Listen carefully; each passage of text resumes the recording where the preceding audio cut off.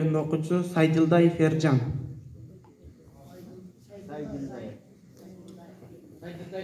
Эржан. Манас эпосунан Кошойдун Манаска келип кошулганы. Эй,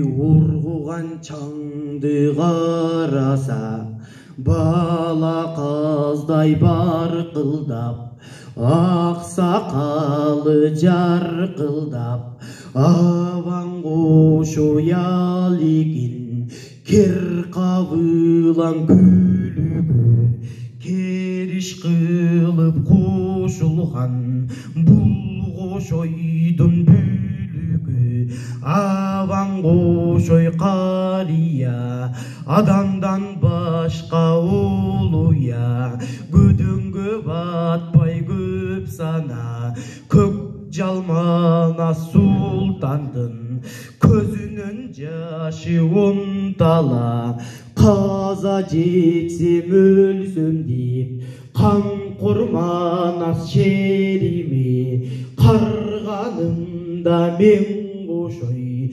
каран болуп берем деп, эң кайраттуу эрнеми көк демирдей куралып, 12 миң кол алып, ойрондорун сулатып, солгоп бир атып, солтондорун сулатып, артын салса ай көлгө, таштайын аңгытайдын тазаларың, ошондо кача берет тыркырабы. Эрендериң элигип, кыйкырып найза сунганда, манжулары барбактап, тегеректеп турганда, ачкай калаң накыстан, ат өткөйлүү жапыстан, бетегелүү кайкаңдан, белеси бийик тайпаңдан, оргуп чаң чыгат, урган чаңды көргөндө, кыркырыгыттай эс кара, бул экөөнөн жан чыгат.